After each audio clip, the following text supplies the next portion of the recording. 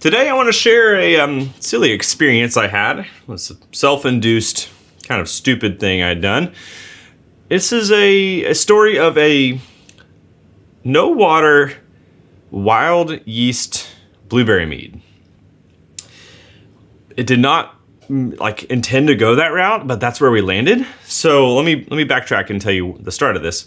I had bought this bag of blueberry puree. The big 44-pound bag of blueberry puree with the intent of using it to recipe develop to see if I could replace regular frozen or fresh blueberries with blueberry puree. And then I'm trying to do this also on a commercial scale or start to adapt my recipes to be commercially viable because one day I want to go commercial.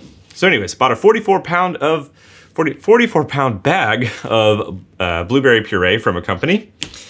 Came in this big old bag and it had a spout on it. I couldn't get the spout to come off for me to pour anything, so I opted to, in this recipe testing of a blueberry mead, just cut the end of the bag. So that's what I did. I cut the corner of the bag, obviously not sealable anymore, so I used about 12 or 15 pounds of this blueberry puree, and then the other 29, I was like, well, crap, what do I do with this? I can't just leave the bag alone now. I opted to sanitize a keg and put all of the blueberry puree in said keg, thinking that by sanitizing it super thoroughly, I would not run the risk of any possible wild yeast getting into the keg or anything happening. Well, in short story, a couple days went by after putting it to a keg, and I walked into my brewing room, and there's a hiss sound coming from that keg. Turns out a wild yeast had taken control of the blueberry puree that was in there, and it was going hard. So hard that it probably pushed that keg to 30 or probably 40 to 45 PSI for that pressure release valve to essentially go, keeping the keg from exploding. Without that pressure release valve safety, that keg probably would have kept building pressure and blown up. So once I realized, oh no, I've got a wild yeast taking over, I went ahead and moved all of that puree into a bucket. We added some honey to it.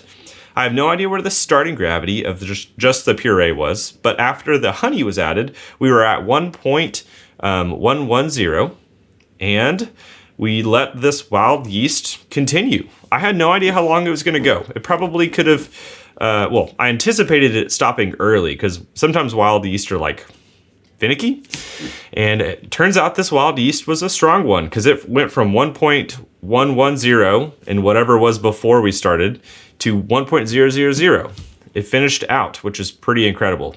At that point, I followed my normal routine, racked it into a new container, which was especially difficult with puree because there's lots of matter. So we had a combination of pressing the fruit and a bunch of process to essentially get the liquid only. I've got a little bit of sediment at the bottom. This is it, by the way. We got all this liquid out. We stabilized it with potassium sorbate and metabisulfite because that wild yeast probably could keep going, and I didn't want it to, and we back sweetened to about 1.020 final gravity. It's been sitting now, not doing anything else, not fermenting, for about 2 months in this carboy. Now, why am I telling you all this? One, I hope that you'll learn the lesson that I learned, which was if you buy a bag of puree, try to use the spout.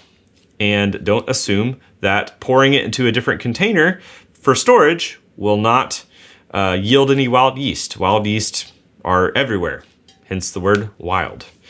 So that's part of my story, but then also I'm curious, I want to taste this, and I want to tell you what it tastes like being a no water puree mead with wild yeast. That's a lot of verbiage, but what it tastes like, because I think we're all curious. And then I'm going to ask for a little bit of help from you. So let's start with the tasting.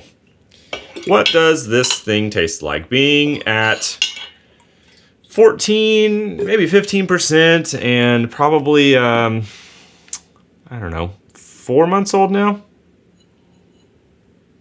One immediate problem I've had with this, because I've tasted this puree used in other things, it has a very herbal character. When you think of blueberry, I often think of artificial, kind of sweet pastry blueberry. And this has the same characteristic as the other blueberry one I tried. It's more herbal. which is still true to like a blueberry character, but it's not what we think of immediately when we pick up a blueberry.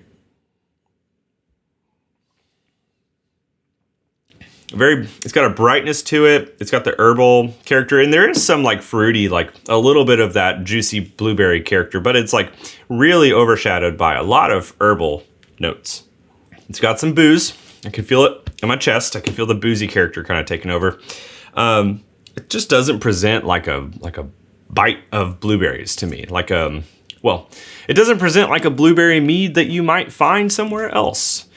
And I think that's the hard part about using this is like if I said, hey, this is a blueberry mead, and it doesn't quite taste like arguably artificial tasting blueberry mead you might have somewhere else, then people aren't going to like it as much. So it's not bad. Here's where I need help. What do I do with this thing? It's stabilized. I can now add some other flavors. What kind of flavors would you add to a blueberry mead in this circumstance? Knowing what you know, knowing it's herbal, it's got some blueberry character to it, which is nice. It's 14 some odd %. I have done lots of variations on blueberry, but I think this is a great way for us to get more involved. So I want you to comment below what you would do to this mead. And I'm going to take some inspiration and choose one of you guys' ideas, or maybe multiple people's ideas, and do a combination of things. And if you do comment below and I take inspiration from your stuff, I'm going to write your name down, and who knows, you might end up trying this mead yourself in the future. Who knows? But comment below what you think, and I hope you've maybe learned something from my experience. It was fun to mess up. Well, not fun because it's expensive, but it was an interesting experience to have messed up and then to fix it.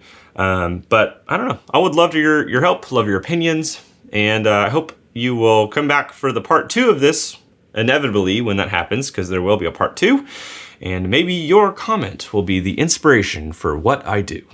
So anyways, see you in a future video or that video. Cheers.